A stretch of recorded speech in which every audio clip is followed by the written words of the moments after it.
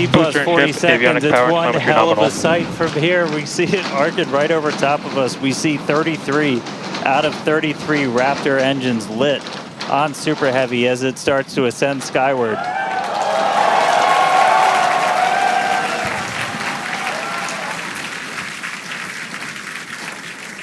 Coming up on maximum aerodynamic pressure, then only about a minute and a half until we get into hot staging. Wow, Dan, that was incredible. We could feel the building shaking here, feel the vehicle's power. Now we're just about a minute away from shutting down those engines on the booster. Again, this booster is flying for its second time today. All right, so hot staging coming up a little under a minute. We're going to see all but the 3 center engines turn off on the booster. So our version of MECO, most engines cut off. And then just a few seconds later, hoping to see 6 engines ignite on ship to push it away.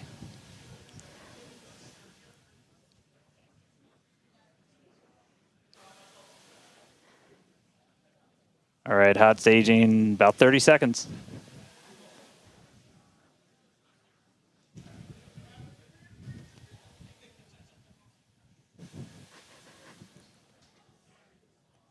And definitely keep an eye on which way the booster flips. First ever directional flip we're going for today. Should flip straight up.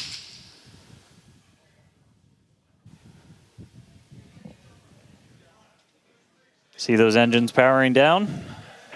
Booster engine cutoff.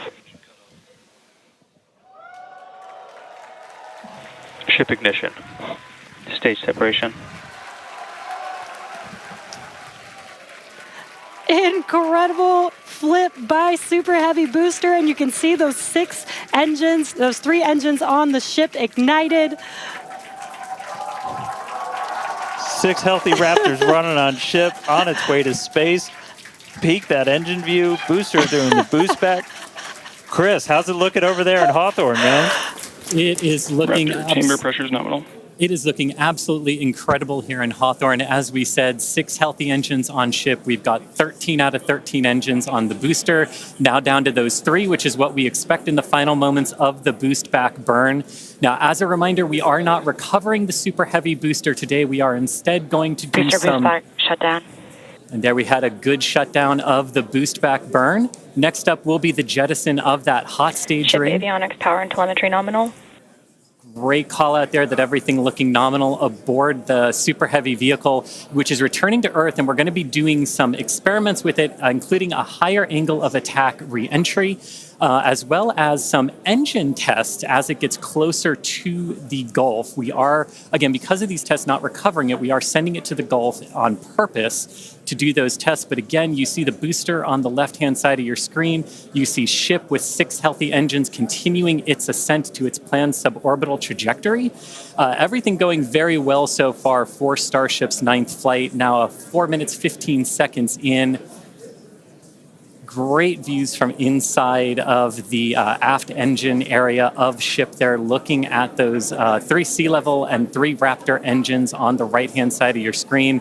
The booster doing its LOX dump, that liquid oxygen dump. So because we don't need some of that liquid oxygen propellant in its tanks, we vent that propellant out to lessen the booster's mass as it comes in for its landing.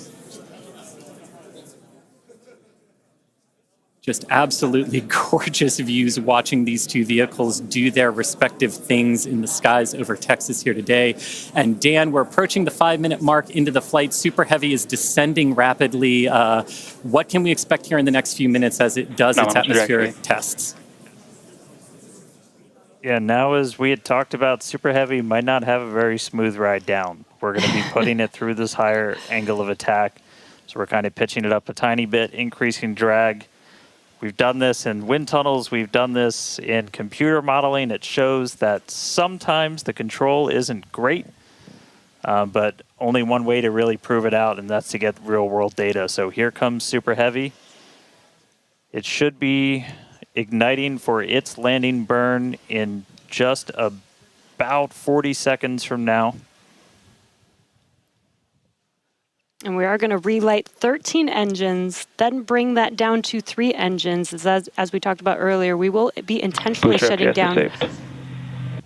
We will be shutting down one of those 3 center engines intentionally to push the limits of the Super Heavy booster. Ship Raptor, chamber pressure is nominal. And continuing to see 6 healthy engines on the ship, 3 sea level and 3 vacuum engines still ignited as the Super Heavy booster is making its way back down to Earth. We can see those grid fins doing some heavy work. Booster landing startup. Ignited for our landing burn.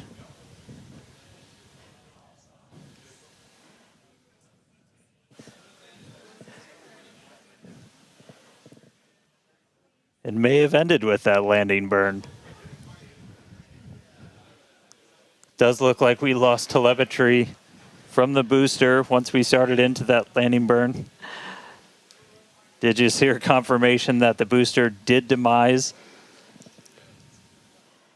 So the booster's flight ending before it was able to get through landing burn, but again, we are not bringing that back. We were expecting it to make a hard splashdown in the Gulf. We were getting live data back the entire time through that high angle of attack flight, so that was something that was really vital for us to get during this reuse. First free flight of booster in the books. All right, ship has about 2 minutes left. In about 2 minutes, we expect all 6 Raptor engines to shut down. That will be SECO, basically second engine or second stage engine shut off. And these are some incredible views, Dan, from the aft end of the ship, watching as the engines stay ignited with the Earth in the background. As always, the Starship avionics team, the techs. I think we just heard the booster. But all right, we got about a minute left into this burn. All eyes definitely on ship as we get through the final stages into its ascent. We're expecting it to start to cut those engines off in about 45 seconds.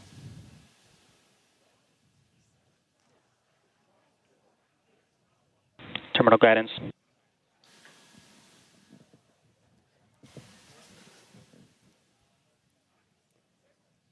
All right, just about 30 seconds to go. We're in terminal guidance in the final stages of this ascent burn. We did see shutdown of the Raptor engines. We do stagger these, so we do the Raptors first. Those 3 have shut down successfully. Sea level's still running. Ship engine cut off.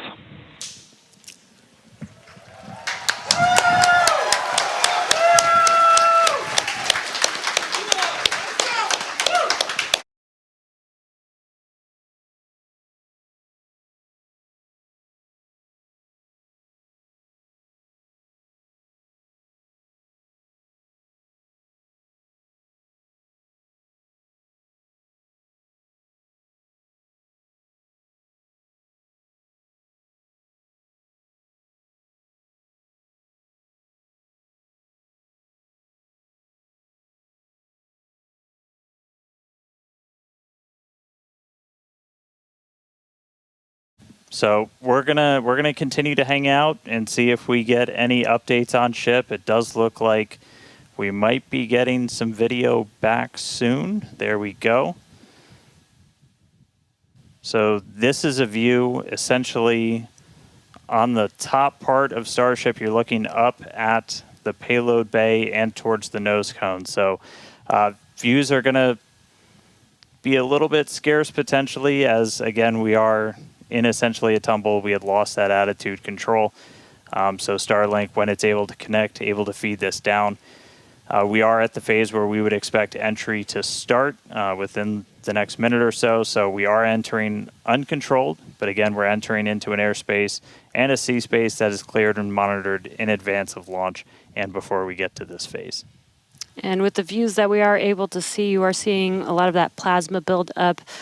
During reentry, we do expect the vehicle to see about 1400 degrees Celsius. And there you can see the flap feeling that temperature there, a little bit melting away.